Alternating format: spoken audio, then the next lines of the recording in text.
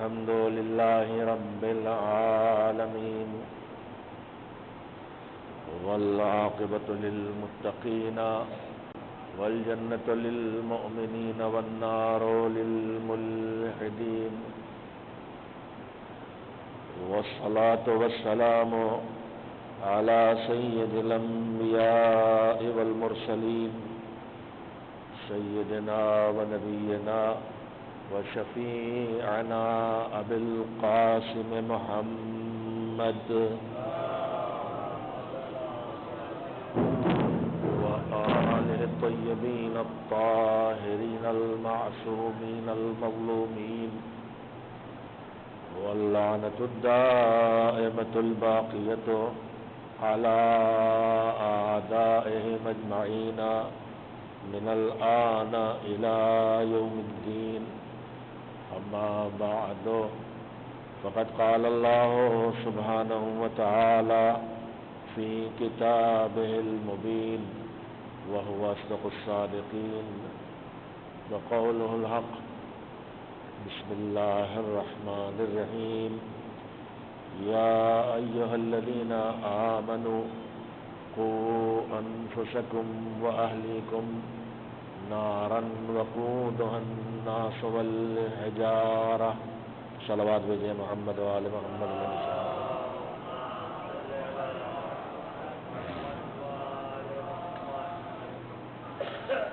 مجلس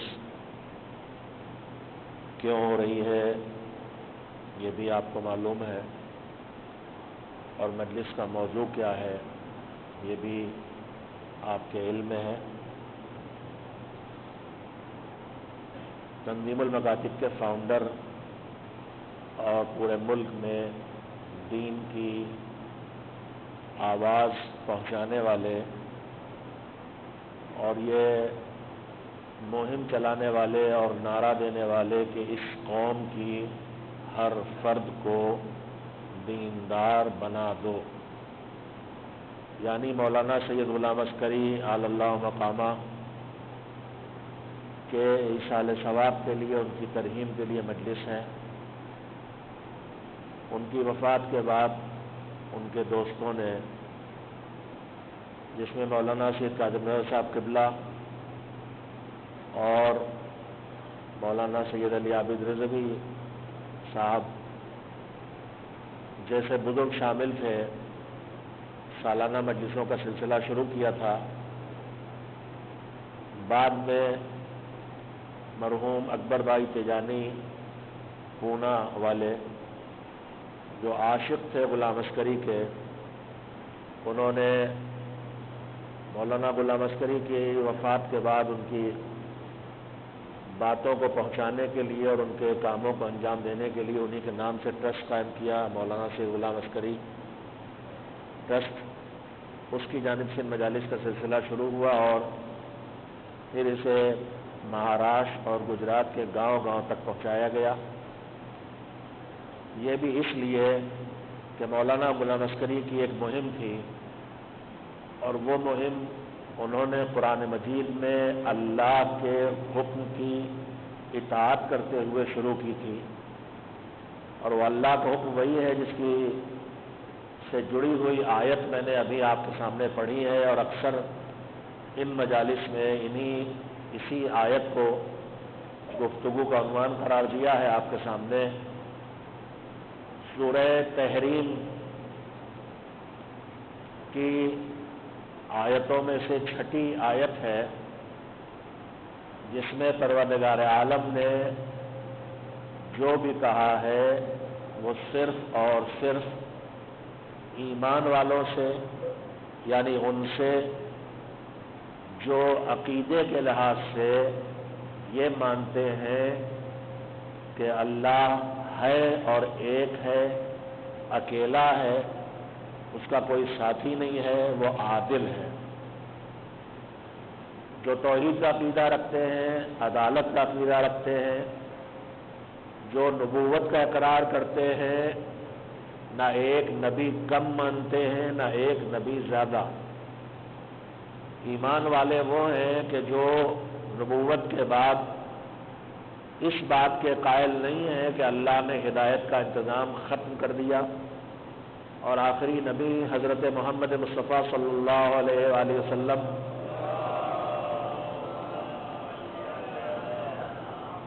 کے بعد انسان ہدایت کا ضرورت مند نہیں رہا۔ ایمان والا وہ ہے جو نبوت کے بعد امامت کا قائل ہے۔ نبوت اور امامت میں بس اتنا فرق ہے کہ نبی کی ڈیوٹیز میں یہ ڈیوٹی بھی ہوتی ہے کہ اللہ کی طرف سے پیغام لا کے پہنچائے، لیکن امام کی ذمہ داری یہ نہیں ہوتی۔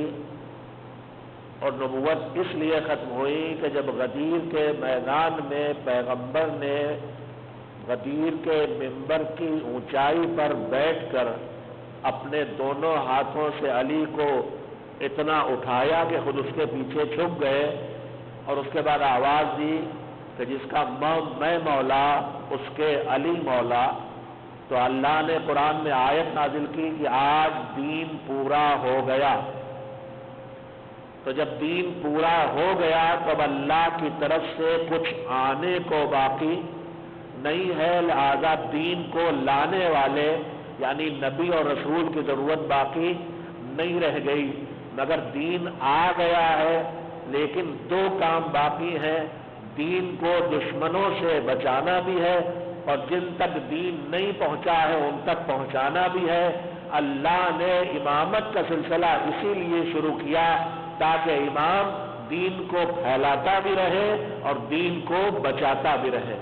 تو مومن وہ ہے جو توحید کا قائل ہے، عدالت کا قائل ہے، نبوت کو مانتا ہے، امامت کو مانتا ہے اور قیامت کو مانتا ہے، یعنی عقیدے کی منزل میں اس سے کوئی چوک نہیں ہوئی ہے۔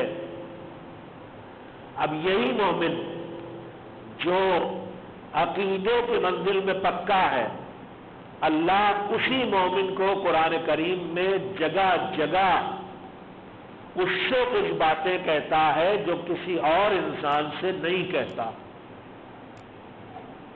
وہ جگہیں میں اپنے جوانوں سے کہنا چاہوں گا کہ جب آپ قرآن کی تلاوت کریں، اور میں اکثر کہتا رہتا ہوں اور کہتا رہوں گا، جب بھی آپ قرآن کی تلاوت کریں اگر روز کرتے ہوں تو بہت اچھی عادت ہے، اس لیے کہ ہمارے ائمہ نے اس پر بہت زور دیا ہے کہ روز کچھ نہ کچھ آیتیں ضرور پڑھی جائیں، اور خاص کر کے بزنس مین سے پتہ نہیں کیوں میں نہیں کہہ سکتا، لیکن چھٹے امام حضرت جعفر صادق علیہ السلام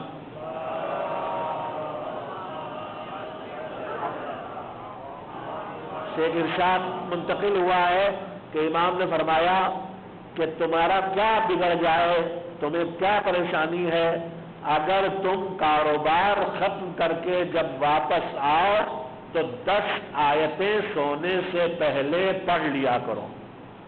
ایک طرح سے سکھایا گیا ہے کہ کم سے کم اتنی تلاوت تو آدمی قرآن مجید کی روزانہ کرے۔ تو جب آپ تلاوت کریں تو پوری کتاب میں جو کچھ اللہ نے ہماری ہدایت کے لیے لکھا ہے، قرآن کریم کا اصلی مقصد ہے انسان کی ہدایت کرنا۔ اس وقت میرا موضوع نہیں، لیکن ایک جملے میں کہنا چاہتا ہوں، ہم آپ جو دنیاوی ضرورتوں کے پورا کرنے میں لگے رہتے ہیں، دین کی اکثر چیزوں کو اس کے اصلی مقصد سے ہٹا کے اس کے جو ضمنی نتیجے ہیں ان میں استعمال کرنے لگتے ہیں۔ مثلا یہی قرآن کریم اللہ نے اسے ہماری ہدایت کے لیے بھیجا ہے، یہ اس کا اصلی مقصد ہے۔ اب اس کے اور بھی کام ہیں، اس کے اور بھی اثر ہیں، اللہ نے اس میں اور بھی نتیجے دیے ہیں۔ اس میں یہ قرآن بیمار کی شفا کا ذریعہ بھی ہے، یہ قرآن دم نکلنے میں آسانی کا ذریعہ بھی ہے، یہ قرآن تلاوت کی جائے تو مرحوم کے لیے راحت کا ذریعہ بھی ہے، یہ قرآن مسافر کی حفاظت کا ذریعہ بھی ہے۔ مگر یہ اصلی مقصد قرآن کا بھیجنے کا نہیں ہے کہ تم اسے تعویذ بنا کے گلے میں ڈالو، तुम उसे कब्र पे जाके पढ़ो। असली मकसद है इसे पढ़ के इससे सीखो। लेकिन अगर हम गौर करें तो सारी जिंदगी हम कुरान को और उसी तरह से अहले बैत भी जो हमारी हिदायत के लिए आए थे, उनके वजूद का असली मकसद है हमें हिदायत देना, लेकिन हम उनसे दुआ मांगने जाते हैं, उनसे औलाद मांगने जाते हैं, उनसे मन्नतें मांगने जाते हैं, उनसे मुरादें पूरी करने जाते हैं। अल्लाह ने कुरान और अहले बैत दोनों का असली मकसद रखा था, उनसे सीखो, उनसे हिदायत हासिल करो। तभी उनसे हम हर चीज लेते हैं, सबसे कम जो हम उनके पास जाते हैं वो हिदायत लेने के लिए। मुझे आप बताएं, कभी आपने कुरान इसलिए से उठा के पढ़ा हो, अल्लाह करे ऐसे लोग हों और होंगे यकीनन, कि मैं कुरान न किसी के इसाले सवाब के लिए पढ़ रहा हूं, न अपने घर में रोजी की बरकत के लिए पढ़ रहा हूं, ये तो सब करेगा कुरान जब मैं पढ़ूंगा। मेरी नियत हो चाहे ना हो, ये तो होके रहेगा। जब मैं लाइट जलाऊंगा तो रोशनी तो होके रहेगी। मैं लाइट तो जलाऊं, तो मैं कुरान बरकत के लिए पढ़ूं, मैं बुजुर्गों के इकराम के इसाले सवाब के लिए पढ़वाऊं, मैं बीमार की शिफा के लिए पढ़ूं। ये न करूं कभी कुरान उठा के हाथों में लिया हो कि कुरान पढ़ता हूं ताकि मैं इससे हिदायत हासिल करूं। कभी अगर तिलावत की हो तो बहुत माशाअल्लाह, और नहीं की तो फिर सोचिए अल्लाह ने जिस काम के लिए भेजा था वो काम आपने कुरान से लिया ही नहीं। और कभी अलम के पास गए हो, कभी ताबूत के पास गए हो, कभी मिंबर चुमा हो, कभी जरी का बोसा दिया हो, इसलिए नहीं कि हमारी रोजी बढ़ जाए, इसलिए नहीं कि बच्चे को शिफा मिल जाए, इसलिए नहीं कि बेटी की शादी हो जाए, इसलिए नहीं कि औलाद मिल जाए, इसलिए नहीं कि कारोबार चल जाए, इसलिए गए हो कि हुसैन मुझे हिदायत चाहिए तुमसे, अब्बास मुझे हिदायत चाहिए तुमसे, अली मुझे हिदायत चाहिए तुमसे। कभी गए हो तो अल्हम्दुलिल्लाह, और नहीं गए हैं तो सोचिएगा कि अल्लाह ने जिसके लिए भेजा था वही हम नहीं कर रहे। तो दोनों चीजें अल्लाह ने हिदायत के लिए भेजी हैं, सारी इंसानों की हिदायत के लिए। जब कुरान पढ़िए तो एक एक लफ्ज आपकी हिदायत और मेरी हिदायत के लिए है, लेकिन उसमें कुछ चीजें हैं जो अल्लाह ने सबको इस लायक करार नहीं दिया कि सबसे कहे। कुरान में कभी अल्लाह कहता है इंसानों, अब सारे इंसान आ गए, काफिर, मुश्रिक, मुल्हिद, मुनाफिक, अच्छा बुरा, जाहिल, आलिम सब आ गए, या बनी आदम या यूहन्नास सब आ गए। कभी किसी कैटेगरी को बुलाता है, लेकिन जब वो ईमान वालों को पुकारता है तो फिर अब कोई नहीं आता सवाए अली वालों के। ईमान वाला यानी अली वाला। तो आप रुके वहां पे, पढ़े कि ईमान वालों से अल्लाह क्या कह रहा है, और उनमें से जो कहा हमने किया कि नहीं किया, और रोका अगर ईमान वाला कह के किसी काम से, तो हम रुके या नहीं रुके। मेरे अजीजों, मैं अपने जवानों के लिए बताना चाहता हूं कि कुरान करीम में 89 जगह ऐसी हैं, 89, 80 ऊपर 9, 89 जगह ऐसी हैं जिसमें अल्लाह ने ईमान वालों से कहा है, जो कहा या अय्युहल्लज़ीना आमनू कहा है। और 89 जगहों में बहुत से अच्छे कामों को हुक्म दिया, बहुत सी बुराइयों से रोका है। और समय के नहीं कहना चाहूंगा, गिनती नहीं करा सकता, एक लंबा वक्त चाहिए कि 89 आयतों में क्या कहा गया है, लेकिन इतना जरूर कहूंगा कि इन सारी आयतों का खुलासा ये है कि अल्लाह ने या तो इन आयतों में किसी नेकी की तरफ मोमिन को बुलाया है या किसी बुराई से मोमिन को बचाया। एक आध सलावत खुद से भेज दिया कीजिए, हरत क्या है।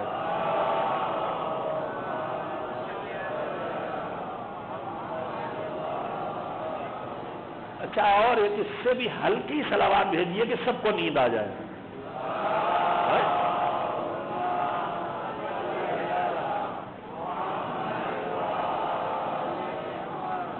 उर्दू शायरी से भी आपको दिलचस्पी हो गई। अब मुझे ये नहीं पता कि आपको शेर से दिलचस्पी हुई है या शेर पढ़ने वाले की आवाज से दिलचस्पी है।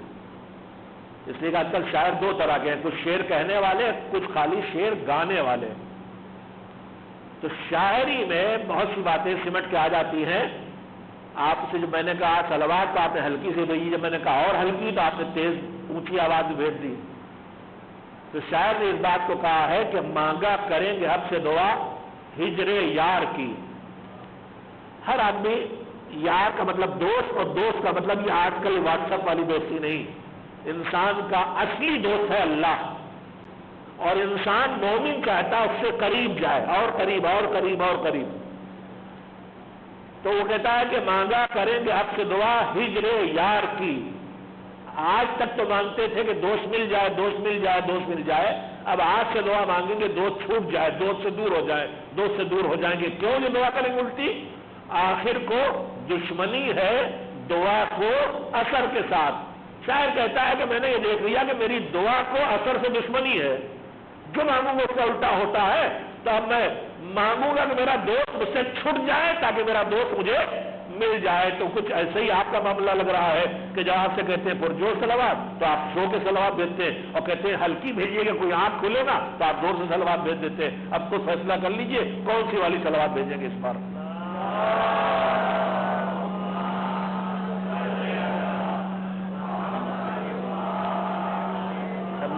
میڈیم والی تھی،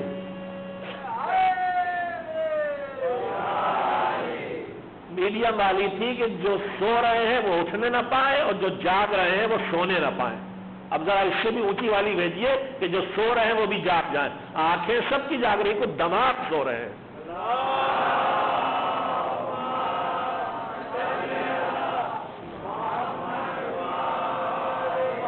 انہی 89 آیتوں میں سے ایک آیت ہے جس پر غلام عسکری نے عمل کیا تھا۔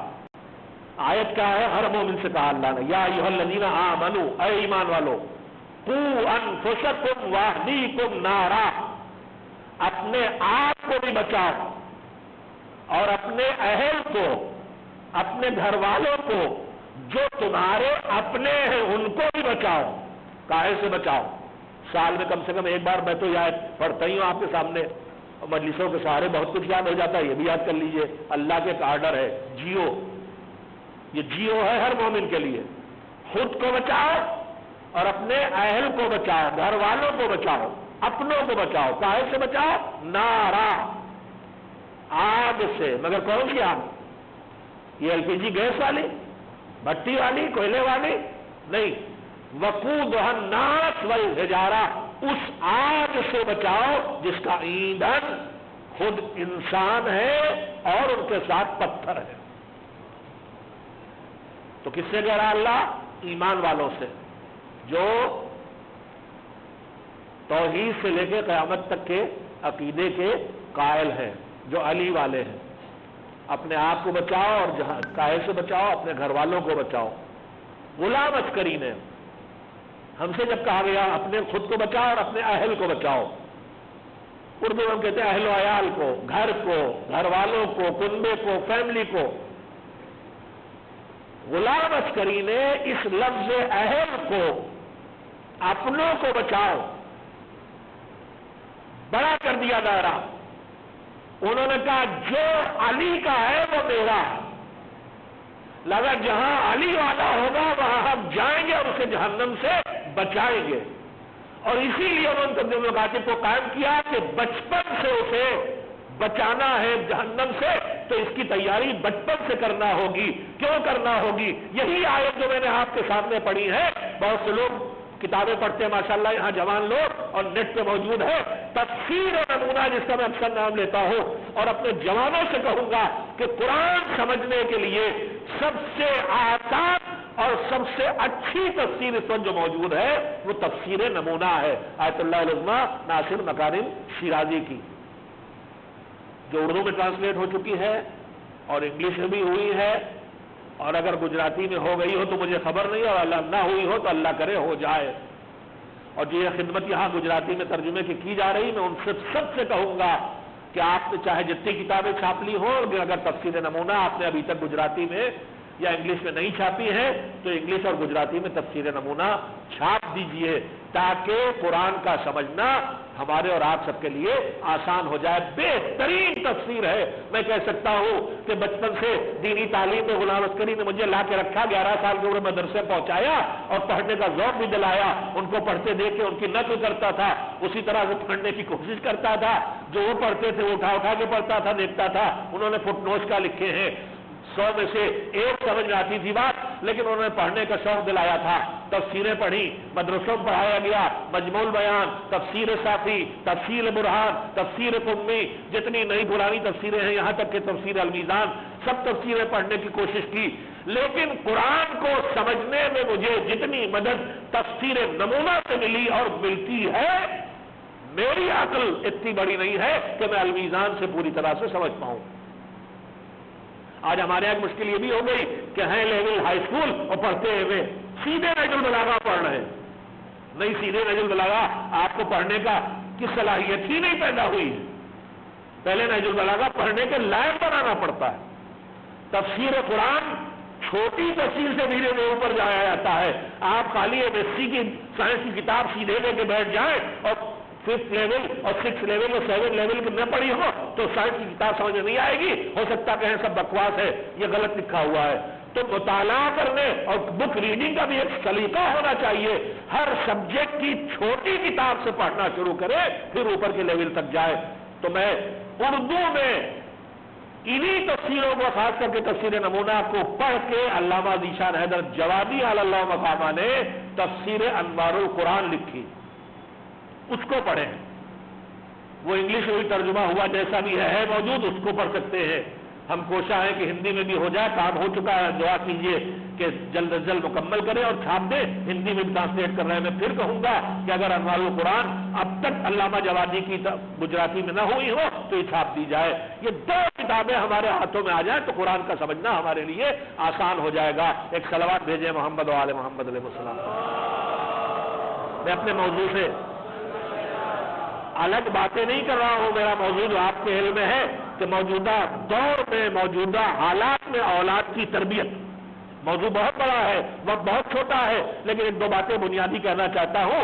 میرے عزیزوں، غلام عسکری نے مہم چلائی اس قوم کے ہر فرد کو دیدار بنا دو. کیوں؟ اللہ کا حکم تھا خود کو بچاؤ اور اپنوں کو بچاؤ. انہوں نے کہا جہاں علی کا شیعہ وہ میرا. اس کے بچانے کی مہم چلائی. مکتب کھولے، بچوں کی تعلیم کا انتظام کیا، جوانوں کی تعلیم کا انتظام کیا، ٹیچرز ٹریننگ کا انتظام کیا، حوضہ کھولا، عالم تیار کیے، لڑکیوں کے حوضے کا ڈیزائن کیا، دنیا سے چلے گئے. اللہ نے ہم سب کو ان کے بعد رہ جانے والوں کو توفیق دی. لڑکیوں کا حوضہ بھی پہلا ہندوستان میں تنزیل المکاتب نے جامعۃ الزہرا کے نام سے کھولا. میں خدمات کو تفصیل سے بیان نہیں کرنا چاہتا ادارے کے، لیکن میں اتنا ضرور کہنا چاہوں گا کہ آپ جس طرح پارک میں جاتے ہیں تو کہیں آپ کو گلاب کا پھول دکھائی دیتا ہے، کہیں بیلے کا، کہیں چمیلی کا، کہیں کوئی، کہیں کوئی، کہیں کوئی.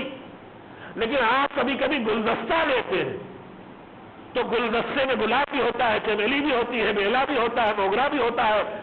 جتنی طرح کے پھول ہیں اتنا گلدستے میں سب ہوتے ہیں. میں اتنا ہی کہنا چاہوں گا ہندوستان میں چاروں طرف دین کا کام ہو رہا ہے. کہیں لائبریری ہے، کہیں کتابوں کے چھاپنے کا کام ہے، کہیں میگزین نکل رہے ہیں، کہیں مدرسہ چل رہا ہے، کہیں لڑکیوں کا مدرسہ ہے، کہیں اسکول ہے، کہیں کوچنگ ہے، کہیں غریبوں کی مدد ہے، کہیں بیماروں کا علاج ہے، کہیں یتیموں کی سرپرستی ہے. یہ ایک ایک نیکی کا پھول ہے جو ہر جگہ جگہ جگہ اگا ہوا ہے. مگر یہ ایک ایک اگے ہوئے پھول الگ ہے. تنظیم المکاتب ان سارے پھولوں کے گلدستے کا نام ہے. یہاں مکتب بھی ہے، اسکول بھی ہے، کوچنگ بھی ہے، کالج بھی ہے، ہیلتھ بھی ہے، غریبوں کی مدد بھی ہے، ٹیچرز کی ٹریننگ بھی ہے، پیش نمازوں کی تربیت بھی ہے، تبلیغی دورہ بھی ہے، محرم اور رمضان میں تبلیغ کے لیے بھیجا جانا بھی ہے.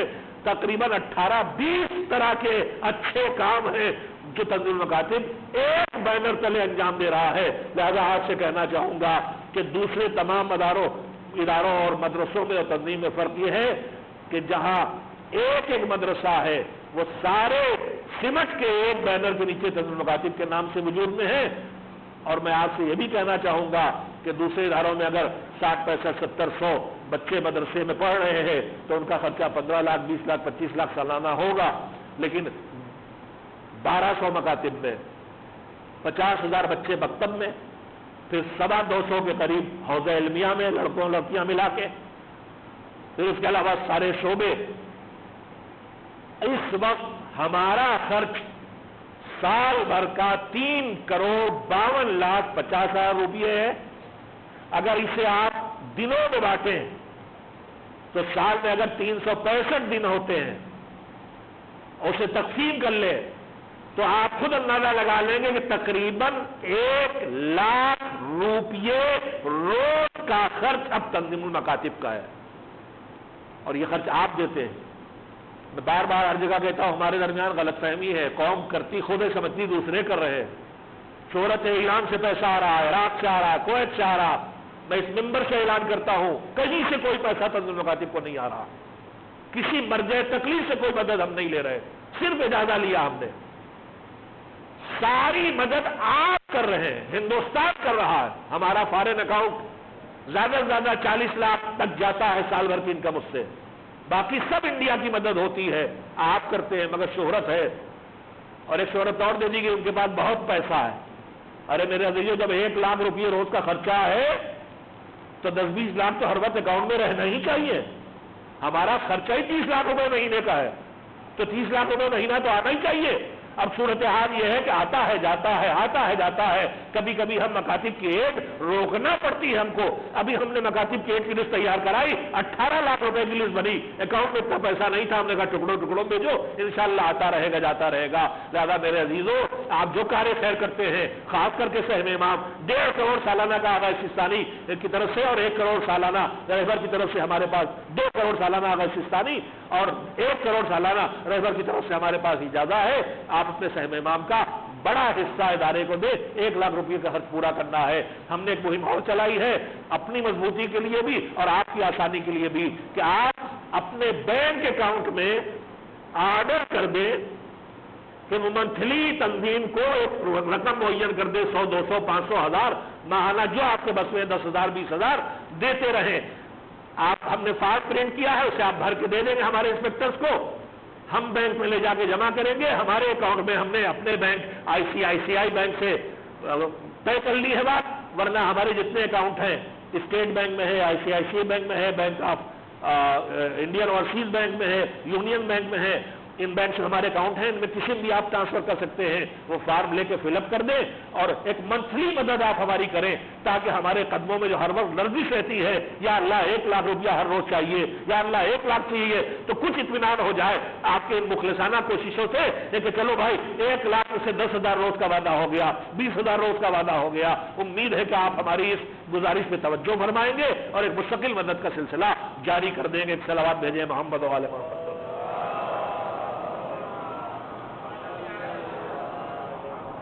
مولانا غلام عسکری نے اسی مہم کو چلایا کہ خود کو بھی جہنم سے بچاؤ اور جو تمہارے اپنے ہونے جہنم سے بچاؤ. اس میں ایک مہم یہ تھی کہ بغیر بلائے گاؤں گاؤں جا کے ان تک دین پہنچاؤ. اسی سلسلے کو ان کے بعد ان کے ہم جو بچے ہوئے لوگ تھے ان کے کچھ نہ کچھ پالے ہوئے، کچھ نہ کچھ ان سے اثر لیے ہوئے، الحمدللہ انہوں نے کوشش کو جاری رکھا. اور ہم لوگ سال بھر مختلف حصوں میں دنیا ہندوستان کے بنگال سے لے کے لداخ کی پہاڑیوں تک ابھی ہم لوگ 2 ہفتے بھی نہیں ہوئے ہوں گے میرے خیال سے واپس آئے ہیں. لداخ میں نوبرا سے جوانوں سے کہوں گے ذرا نوبرا کلک کریں اور دیکھیں نوبرا کہاں ہے.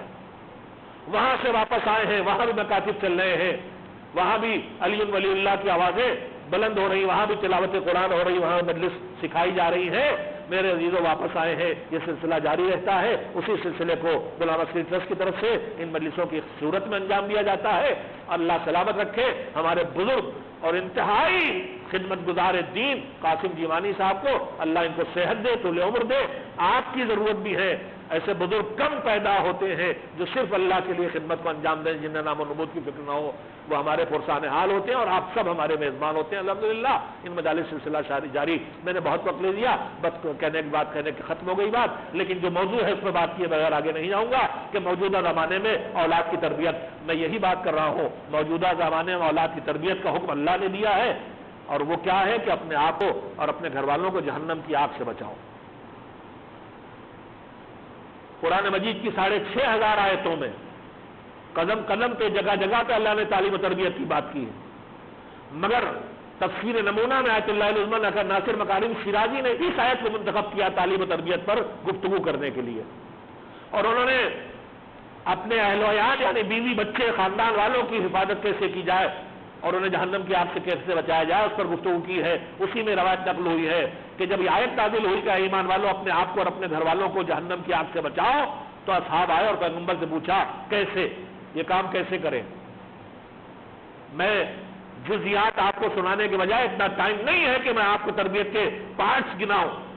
اس لیے نہیں گنا سکتا کہ اس کے لیے ایک مجلس کافی نہیں، اس کے لیے 45 منٹ کی جو اجازت ہے وہ کافی نہیں ہے. اس کے لیے ہم سے اشرے درکار ہیں تو جن کے اجزاء بتائے جا سکیں کہ معصومین نے اس سلسلے میں کیا ہدایات دی ہیں اور ان کی خود سیرت اس سلسلے میں کیا تھی. میں اسے سمیٹ کر کرنا چاہتا ہوں. 2-3 پوائنٹس ہے کہ جب پیغمبر سے پوچھا کہ اپنے گھر والوں کو اور اپنے آپ کو جہنم کی آگ سے کیسے بچائے، تو پیغمبر نے فرمایا کہ اللہ نے جو کچھ کرنے کا حکم دیا ہے اپنی اولاد کو ان کاموں کے کرنے کا حکم دو۔ اللہ نے واجب اور مستحب کا حکم دیا ہے، اللہ نے نیکی کا حکم دیا ہے، تو پیغمبر نے سمیٹ کے کہا کہ اپنی اولاد کو اللہ نے جن چیزوں کے کرنے کا حکم دیا ہے ان کا حکم دو، مروت نہ کرو، اور اللہ نے جن کاموں سے روکا ہے اپنی اولاد کو ان کاموں سے روکو۔ اس وقت موجودہ دور میں ہماری تربیت کی ایک بڑی کمی ہے۔ ایک صلوات بھیجیں تو میں جلدی سے سنا دوں۔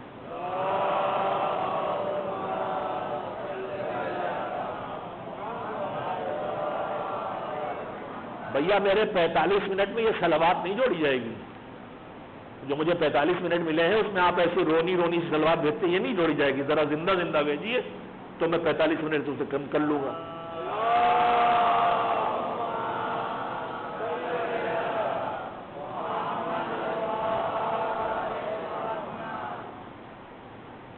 دو چیز کرنا ہے ہمیں، نیکی کروانا ہے، برائی سے بچانا ہے۔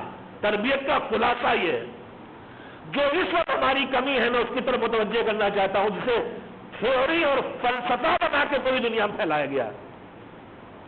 یورپ اور امریکہ میں اسکولوں میں تو چھوڑیے، گھر میں بھی بچے کو ٹوکنے روکنے کو غیر قانونی بنا دیا گیا ہے۔ آپ اپنے بچے کو ٹوک نہیں سکتے، روک نہیں سکتے، منع نہیں کر سکتے، کوئی چھوٹی سی چھوٹی سزا بھی نہیں دے سکتے، وہ غیر قانونی میں اسکول میں سکھایا جاتا ہے اگر ماں باپ کے ساتھ کوئی سختی کرے پولیس بلا لینا۔ اور یہ ہوئے واقعات آپ نے بھی سنا ہوگا، حقیقی ہے۔ یو کے میں ایک صاحب رہتے تھے، انہوں نے اپنی اولاد کو کسی نالاکی تو کچھ ایک ہاتھ تماچا مار دیا، انہوں نے پولیس بلا لی فون کر کے، پولیس آئی، ان کو جو سزا ملنا تھی مل گئی، چپ رہے یہ، چھٹی کرائی بچوں کی، چھٹیاں جب آئیں کہا سب چلو پاکستان کے تھے، کہا سب چلو گھومنے پاکستان، لے کے آئے، جیسے کراچی ایئرپورٹ پہ اترے اور نکلے اور بچوں کو وہیں پٹائی شروع کر دی۔ میں یہ نہیں کہہ رہا ہوں بچوں کی پٹائی کرے، پٹائی شروع کر دی، پولیس والے دوڑ کے آئے، کیوں پیٹ رہے ہو، کیوں پیٹ رہے ہو؟ کہا انہوں نے بدتمیزی کی تھی، ذرا سے میں نے ان کو تماچا مار دیا تھا تو انہوں نے پولیس بلا لی تھی۔ پولیس والوں نے کہا 2 ہاتھ میری طرف سے بھی، ظاہر ہے تو ہمارے پڑوسی پولیس ہے نا، 2 قدم ہم سے آگے۔ تو میرے عزیزوں میں اتنی کرو پٹائی کرے، لیکن آج پوری دنیا میں تربیت کا سلیقہ سکھایا جا رہا ہے، بس تالیاں بجاؤ، بس انعام بانٹو، بس ہمت بڑھاؤ، بس تشویق کرو۔ مگر پیغمبر گرامی بہت بنیادی باتیں کہہ رہا ہوں آپ سے، پیغمبر گرامی حضرت محمد مصطفیٰ صلی اللہ علیہ وآلہ وسلم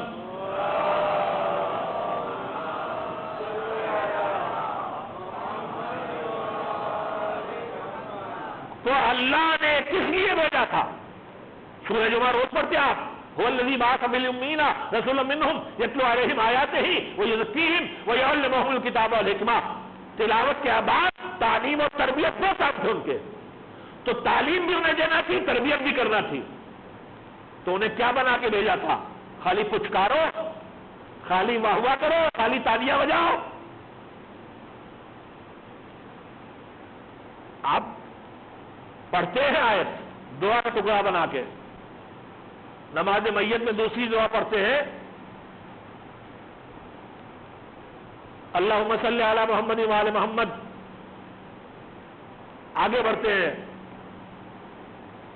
ارسلہ بالحق بشیرا و نذیرا، اللہ نے پیغمبر کو حق کے ساتھ بھیجا، مگر پیغمبر کے 2 کام تھے، بشیر بھی تھے، نذیر بھی تھے۔ بشیر کا مطلب خوشخبری دینے والا، نذیر یعنی ڈرانے والا۔ پیغمبر کی ڈیوٹی تھی انسان بنانا، اچھا انسان تیار کرنا، تو خالی تعریفیں کر کے، خالی گفٹ بانٹ کے کہ قرآن رمضان نے پڑھا یہ لو انعام، نمبر اچھے لائے یہ لو انعام، خالی یہ نہیں، دونوں کام، بشیر بھی نذیر بھی۔ اچھے کام کرو تو جنت، گناہ کی راہ پہ جاؤ گے جہنم۔ تو تربیت کے 2 حصے ہیں، شوق دلانا بھی ہے اور ڈرانا بھی ہے۔ آج کے ماڈرن فیشن میں شوق دلانا رہ گیا اور ڈرانا ختم ہو گیا، لہذا کوئی انسان مکمل انسان نہیں بن رہا ہے۔ تربیت کی بنیادی بات یہ ہے کہ خالی اچھی باتیں نہ سکھاؤ، برائی سے روکو بھی، خالی پیار نہ کرو، ڈانٹو بھی، روکو بھی، سمجھاؤ بھی۔ آج ہمارے ہاں محبتیں اتنی غالب ہو گئی کہ ہم خالی پیار کر رہے ہیں، روک نہیں رہے، اس لیے ہماری نسلیں برباد ہو رہی ہیں۔ ان کی فرمائشیں آنکھیں بند کر کے پوری کر رہے ہیں، ابھی وہ کچی عمر کے ہیں، نوجوانی کا دباؤ ہے، اور ہم بہترین موبائل ہاتھ میں پکڑا رہے، ساری غلاظت اس کے ذریعے کچے دماغ تک آ رہی ہے، اور اس کے بعد وہیں سے زندگیاں برباد ہونا شروع ہو جاتی ہیں۔ جو ہم مضبوط ہونے کے بعد نوجوانوں نے آپس میں سرگوشیاں شروع کر دی، لیکن جو سرگوشی آپس میں کر رہے ہیں یہ اس ایج لیول سے تھوڑا اوپر کے ہیں، مضبوط ہو چکے۔ ہم کچے جوانوں کے ہاتھوں میں اس طرح کی سہولتیں، پیسے والے ہو گئے، اولاد جو مانگ رہی دیتے چلے جا رہے ہیں، قیمتی موٹر سائیکلیں، اچھی اچھی کاریں، نیکسٹ ماڈل کا موبائل، اور اس کے بعد ٹوکنا کسی بات کو نہیں جانتے۔ میں جیسی کسی جوان کو آدھا سر منڈا، آدھے پہ چھپر ٹائپ کے بال اور 4 کلر کے، میں دیکھتے ہی کہتا ہوں انا للہ و انا الیہ راجعون، بگاڑ شروع ہو گیا، تباہی شروع ہو گئی۔ خدا کے لیے ٹوکنا بھی سیکھیے، پوچھنا بھی سیکھیے۔ اولاد پالنا ہے تو خالی پیار نہیں، پیار ہی کا ایک حصہ غصہ ہوتا ہے، اس کی بھی ضرورت ہے۔ میں اس سے زیادہ آپ کا وقت نہیں لوں گا، یہی ایک پوائنٹ آپ کے لیے کافی ہے کہ خالی پیار نہیں، روک ٹوک بھی ضروری ہے۔ میں سیرت کے 2 نمونے آپ کو دوں، اسی ایک پوائنٹ پہ اگر آپ کام کریں گے تو انشاءاللہ بہت کچھ ہو جائے گا۔ میں سیرت کے نمونے دوں، یہ بتائیے جناب مریم کون تھی؟ معصومہ تھی نا؟ کائنات میں 2 ہی معصومہ گزری ہیں، ایک جناب مریم اور دوسرے تو نام لے لیجئے، صلوات تو بھیجنا پڑے گی۔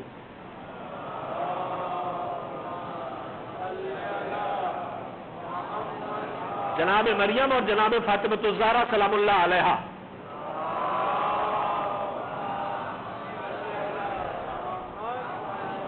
اور ان دونوں کے مرتبے میں جو بہت بڑا فرق ہے وہ بھی سن لیں ایک جملے میں۔ مریم بھی معصومہ، سیدہ بھی معصومہ، مگر مریم معصومہ ہے، ان کے ذمے ہدایت کی، نبوت کی، رسالت کا کوئی کام نہیں کیا گیا، مگر سیدہ وہ معصومہ ہے جس کے ذمے ہدایت کا وہ اعلیٰ کوالٹی کا کام، ذمہ داری دی گئی کہ وہ پیغمبر ختم الرسل، جو سب سے بڑے پیغمبر تھے، ان کی رسالت کا ٹکڑا بنا کے بھیجی گئی۔ فاطمہ تو بضعۃ منی، پیغمبر نے کہا فاطمہ میرا ٹکڑا ہے، یہ نہیں کہا میرے کلیجے کا ٹکڑا ہے، یہ تو ہم بڑھا لیتے ہیں، میرا ٹکڑا ہے، وما محمد الا رسول، وہ صرف رسول ہے، فاطمہ رسالت کا ٹکڑا ہے۔ تو عصمت تو دونوں کے پاس ہے، مگر ان کے پاس ذمہ داری رسالت کی بھی ہے، ان کے پاس نہیں۔ مگر مریم اکیلی معصومہ، اور کیسی معصومہ؟ جن کو وقف کر دیا گیا بیت المقدس پہ، اور جن کی عبادت اور روحانیت اتنی اونچی گئی تو ان کو دیکھ کے جناب زکریا کے دل میں خیال پیدا ہوا میرے گھر میں بھی کوئی آئے۔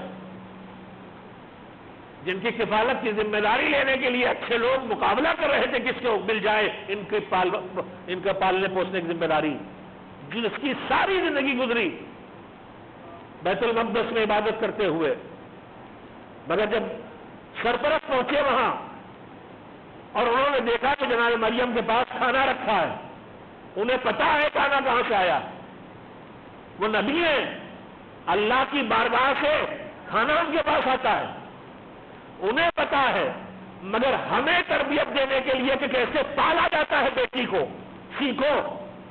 کھانا رکھا دیکھا تو پوچھا یا مریم ان لک ھذا، اے مریم یہ کھانا تمہارے پاس آیا کہاں سے؟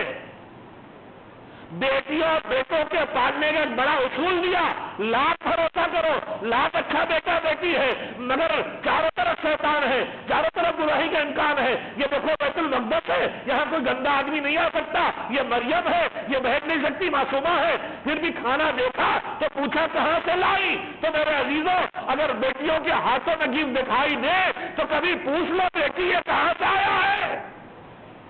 بیٹے بیٹیاں کچھ لے کے آئے تو پوچھ لو کہاں سے لائے ہو، بہت سی برائیوں کا دروازہ بند ہو جائے گا۔ ایک صلوات بھیجے محمد و آل محمد پر۔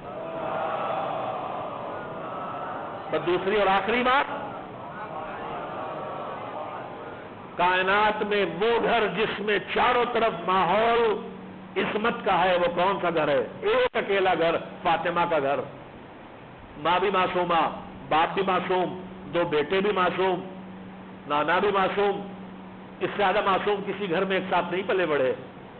جہاں قرآن آ رہا ہے، جہاں وحی نازل ہو رہی ہے، جہاں ہر وقت دعا اور ذکر ہے، جہاں تلاوت ہے، جہاں غریبوں کی مدد ہے، جہاں ایثار و قربانی ہے، جہاں راہ خدا میں خیرات کا جذبہ، جہاں نیکیاں ہی نیکیاں، نیکیاں ہی نیکیاں ہیں۔ اور گھر کہاں بنا ہے؟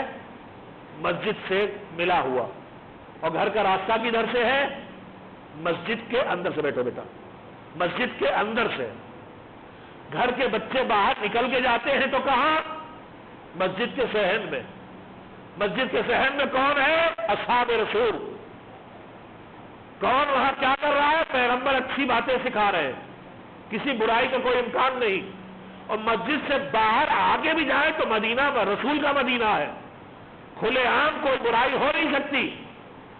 سڑکوں پہ شراب نہیں پی جا رہی، گانے نہیں سنے جا رہے، گالیاں نہیں بکی جا رہی، سڑکوں پہ گلیوں میں ظلم نہیں ہو رہا ہو گھروں کے اندر چھپ کے، پورا شہر پاک و پاکیزہ رسول کے کنٹرول میں۔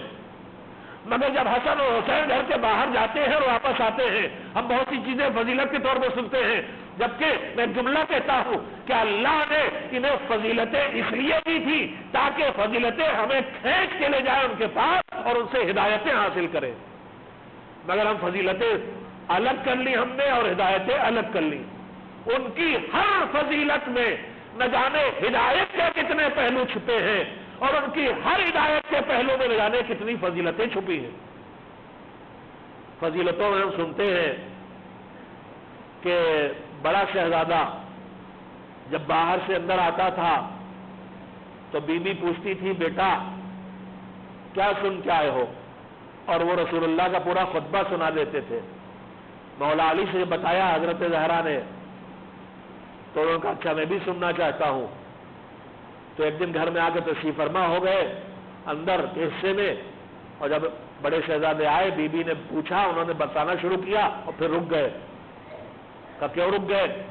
کہا لگ رہا ہے اماں آج کوئی بڑا اور سن رہا ہے میری باتوں کو، اس لیے کہ آج بولنے میں ذرا رکاوٹ پیدا ہو رہی۔ یہ بچوں کو سکھایا کہ جتنا بھی تمہیں بولنا آتا ہے لیکن اپنے بڑوں کا احترام یہ ہے کہ بڑوں کے سامنے جب بات کرو تو ادب اور تہذیب سے اور سنبھل کے بات کرو، رک کے بولو۔ کہ کوئی بڑا ضرور سن رہا، آج وہ کیفیت میری بیان کی نہیں ہے، رکاوٹ پیدا ہو رہی۔ مولا علی نکل آئے اور انہوں نے گود میں لیا، پیار کیا۔ تو یہ تذکرہ ہم نے روز سنا، مگر کیا ہم نے کبھی اس سے یہ سبق سیکھا؟ مولانا غلام عسکری علی اللہ مقامہ سے سنی ہوئی بات آپ کو سنا رہا ہوں۔ کبھی ہم نے یہ سبق سیکھا کہ یہ حسن جو گھر کے باہر جاتے ہیں، معصوم امام، معصوم ماں، معصوم باپ، معصوم نانا، گھر بھی قرآن کے نازل ہونے کی جگہ، گھر کا شہر مسجد، مسجد میں نبی اور اصحاب نبی، باہر نکل کے جائیں تو کسی برائی کے سیکھ کے آنے کا کوئی چانس نہیں۔ مگر بچہ گھر کے باہر گیا، معصوم ہے، مگر معصومہ ماں کہتی ہے بیٹا کیا سیکھ کے آئے؟ یہ سکھایا ماں باپ کو کہ اولاد چاہے جتنی تمہاری اچھی ہو، تمہیں بھروسہ ہو، مگر جب باہر بھیجو تو اندر آئے تو پلٹ کے دیکھو کیا سیکھ کے آیا ہے۔ اچھی بات سیکھ کے آئے تو ہمت بڑھاؤ، کوئی برائی سیکھ کے آیا ہو تو اس برائی سے بچا کے اسے جہنم سے بچا لو۔ ایک صلوات مل جل کے بھیج دے محمد و آل محمد علیہ السلام۔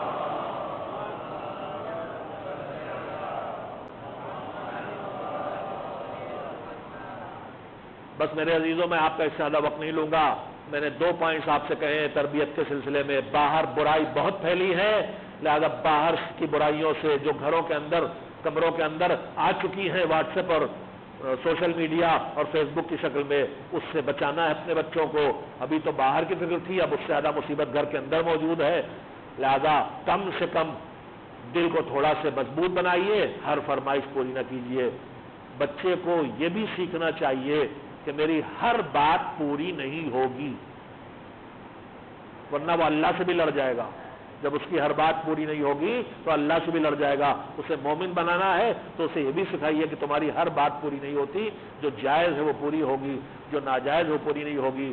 اور اس کے بعد یہ بھی سیکھنا ہے کہ یہ بھی سیکھو کہ اگر کچھ چاہو اور نہ ملے تو تو تمہارے اوپر کیا گزرتی ہے، تاکہ اسے غربت کا پتہ چلے، تاکہ اسے تنگدستی کا پتہ چلے، تاکہ اسے دوسرے کی مصیبتوں کا احساس ہو۔ وہ بے حس انسان تیار نہ ہو، بلکہ وہ ایک حساس انسان جو دوسروں کی مشکلات کو سمجھنا جانتا ہو اور اس کا خیال کرنا جانتا ہو اور دوسرے کے لیے اپنی ضرورتوں کو چھوڑنا جانتا ہو۔ ایسی تربیت کرنے کی ضرورت ہے، جو کربلا والوں نے یہی ہمیں سیرت دی اور یہی سلیقہ سکھایا کہ دیکھو دوسروں کے کام آنے والی نسل ہم ہیں، ہمیں اپنی فکر نہیں ہے، اور جب ہم دوسروں کی فکر کرتے ہیں تو ہمارا کریم ہماری فکر کر رہا ہے۔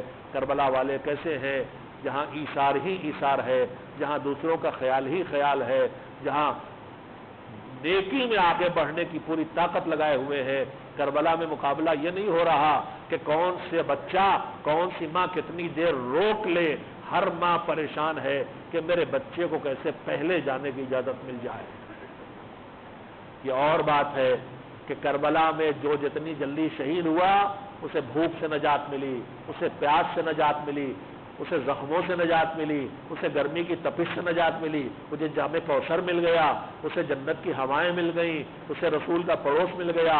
اور جو کربلا میں جتنی دیر زندہ رہا اتنی دیر مصیبتوں کا شکار رہا، اتنی دیر تک پیاسا رہا، اتنی دیر تک زخم کھائے۔ کبھی کبھی ذہنوں میں سوال اٹھتا ہے، حسین نے اکبر کو بعد میں کیوں بھیجا، حسین نے اصغر کو بعد میں کیوں بھیجا، حسین نے قاسم کو آخر میں کیوں اجازت دی؟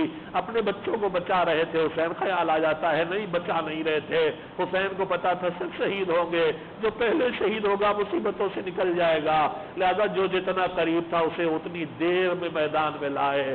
جب عباس کے بازو اٹھا چکے، جب قاسم کے جسم کے ٹکڑے سمیٹ چکے، جب علی اکبر کے کلیجے سے برچھی نکال کے کلیجے سے لاش لگا کے نہ اٹھا سکے، کیوں نہ اٹھا سکے؟ آپ نے سنا ہے اکبر نے جب پکارا تھا، ہم سنتے ہیں اکبر کی لاش نہیں اٹھائی ہو پائے حسین، ہم سمجھتے ہیں ضعیفی اور کمزوری، نہیں دوسری وجہ بھی ہے۔ دوسری وجہ کیا ہے؟ جب اکبر کے کلیجے پہ برچھی لگی تو اکبر نے بابا کو مدد کے لیے نہیں پکارا، کہا بابا آپ پہ سلام، اکبر کو لینے چلے حسین، مگر اکبر کی کوشش یہ تھی کہ بابا کو نہ آنا پڑے، میں پہنچ جاؤں خیمے تک۔ سینے پہ برچھی لگی تھی، گھوڑے پہ تن کے نہیں بیٹھ سکتے تھے، گھوڑے کے گلے میں باہیں ڈال دی، مجھے خیموں تک پہنچا دے۔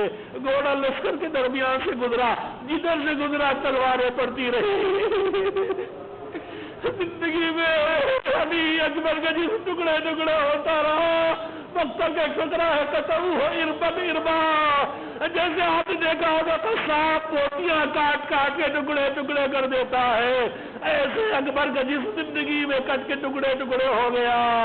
ارے گلیجے سے برچھی لگا کے دکھا کے جب حسین نے گلے سے لگایا تو لاش ٹکڑے ٹکڑے ہو کے ایسے پھیل گئی تھی کہ اکیلے اٹھا نہیں سکتے تھے، بچوں کو سمیٹ کے بلایا، مقتل سے پہنچایا اور آخری قربانی اصغر کی لے کے دی، گلے پہ تیر نکالا، چلو میں خون بھرا، چہرے پہ ملا، خیموں تک پہنچے، لے جا رباب لے جا۔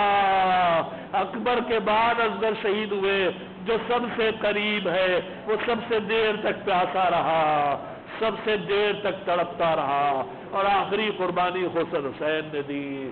سب سے پیاسا شہید، سب سے زخمی شہید حسین ہے، فاطمہ کا لال ہے، گلے پہ چھری چل رہی تھی، آواز آ رہی تھی میرے بچے کو مار ڈالا، ذبح کیا مگر پیاسا ذبح کر ڈالا۔ وَسَيَعْلَمُ الَّذِينَ ظَلَمُوا أَيَّ مُنقَلَبٍ يَنقَلِبُونَ أَلَا لَعْنَةُ اللَّهِ عَلَى الْقَوْمِ الظَّالِمِينَ۔ پروردگارا شب جمعہ ہے، شب مغفرت ہے، ہمیں توفیق دے کہ ہم اپنے گناہوں کو یاد کر کر کے اس پہ تجھ سے توبہ کریں اور ہماری توبہ کو قبول کر لیں۔ پروردگار ہم سے غلطیاں دو طرح کی ہیں، ایک جو تیری بات نہیں مانی، تیرا حق ادا نہیں کیا، نمازیں روزے چھوٹے، جھوٹ بولے۔ معبود تو ہے، کریم ہے، معاف کر دے گا، لیکن ہماری غلطیوں کی دوسری قسم ہے، کسی کا حق چھینا، کسی کا دل دکھایا، کسی کی توہین کی، کسی کی غیبت کی، ہمیں اب یاد بھی نہیں مالک، کیسے توبہ قبول ہوگی؟ تو ہی کریم ہے، ہم سب کو ایک دوسرے سے راضی کر دے اور ہم کو ایک دوسرے کو معاف کرنے کا جذبہ عنایت کر دے۔ پروردگار جو ہمارے ذمہ دوسروں کے حق باقی رہ گئے ہیں، ادا کر سکتے ہیں تو انہیں ادا کر دے، نہیں ادا کر سکتے ہیں معبود تو انہیں ادا کروا دے۔ پروردگار جو دنیا سے چلے گئے محتاج ہیں، آج شب جمعہ ہے، روایات کہتی ہیں آج خاص کر کے آتے ہیں معبود، اگر ان کے ذمے کوئی واجب باقی ہے تو پہلے اس واجب کو ہمیں ادا کرنے کی توفیق عنایت کر دے۔ پروردگار ہمارے بزرگوں کے ذمے اگر کوئی قرض ہے، خمس ہے، حج ہے تو اسے پہلے ادا کرنے کی توفیق دے دے۔ ہم میں سب کے سب کسی نہ کسی بیماری سے تنگ ہیں، جسم کی بیماری یا روح کی بیماری۔ روح کی بیماری کینہ ہے، روح کی بیماری مومن سے دشمنی ہے، روح کی بیماری توہین مومن ہے، روح کی بیماری بدگمانی ہے، روح کی بیماری الزام تراشی ہے۔ ہماری سوسائٹی اس کا بری طرح سے شکار ہے۔ پروردگار ہم سب کا خیال کرتے ہیں، سب سے کم اپنوں کا ایک دوسرے کا خیال کرتے ہیں۔ معبود ہمیں مومن کے حق کے ادا کرنے کی توفیق عنایت فرما۔ معبود ہمیں آپس میں ٹکرانے سے بچا لے۔ معبود نہ جانے دشمن نے کس طرح سے سازشیں رچی ہیں، ہمارے روز نئے نئے ٹکڑے ہو رہے ہیں۔ پروردگار ہمارے ان ٹکڑوں کو مٹا کے ہمیں پھر ایک کر دے۔ ہماری حفاظت فرما، ہمارے عقائد کی حفاظت فرما، ہمارے اعمال کو کامل فرما، ہمارے نوجوانوں کی حفاظت فرما جن پر دشمن پوری طرح لگا ہوا ہے، ان کی حفاظت فرما کہ وہ دین پر باقی رہیں۔ پروردگار ہم سب محتاج ہیں تیرے، اپنی حاجتوں کے لیے دعا کرتے ہیں، ہماری دعاؤں کو قبول فرما، ہمارے اعمال کو قبول فرما، دین اور دنیا دونوں میں ہمیں کامیابیاں عنایت فرما۔ زمین پر جگہ جگہ ظلم و ستم اپنے عروج پہ ہے، یمن اور فلسطین اور سیریا اور عراق اور نائجیریا اور نہ جانے جہاں کہاں۔ پروردگار ان مظلومین کی حفاظت فرما۔ مالک خاص کر کے مجاہد ملت، اپنی قوم کو ہدایت کی راہ دینے والے شیخ زکی حفظہ اللہ تعالی، پروردگار ان کو موت کی طرف کھینچا جا رہا ہے تو انہیں زندگی کی طرف واپس لے آ، ان ظالموں کو فنا کر دے جو انہیں مٹا رہے ہیں۔ شیخ زکی کی حفاظت فرما۔ پروردگار ہم سب کو توفیق دے، عتبات عالیات اور حج اور عمرے کی، ہمیں زیارت مقامات مقدسہ کا شرف عنایت فرما۔ عصر غیبت میں دین کے خدمت گزار افراد کو خلوص نیت عنایت فرما اور ہماری ان کوششوں کو قبول فرما۔ معبود عصر غیبت میں جو علماء، فقہا، مراجع تقلید دین کی خدمت کر رہے ہیں، انقلاب اسلامی، رہبر انقلاب اسلامی، سب کی حفاظت فرما۔ معبود زمانے کے امام کو ہم سے راضی و خوشنود فرما، ان کے ناصروں میں شامل ہونے کے لائق بنا دے، ان کے دیدار سے ہماری آنکھوں کو منور فرما اور ان کے ناصروں میں ہمارا شمار فرما، ان کے ظہور کے حالات فراہم فرما اور جلد از جلد ان کے ظہور کے ذریعے زمین سے ظلم و ستم کو مٹا کے عدل و انصاف کی حکومت قائم کر دے۔ ایک بار سورہ حمد اور 3 بار سورہ توحید کی تلاوت کر کے تمام مرحومین، خاص کر کے اس بستی کے مرحومین اور پھر خاص کر کے جناب اکبر تیجانی صاحب مرحوم اور ان کے والدین اور جناب قاسم دیوانی صاحب کے بزرگ جو دنیا سے چلے گئے اور مولانا سید غلام عسکری اور تمام خادمان تنظیم کی روح کو ہدیہ کر دے۔ بسم اللہ الرحمن الرحیم۔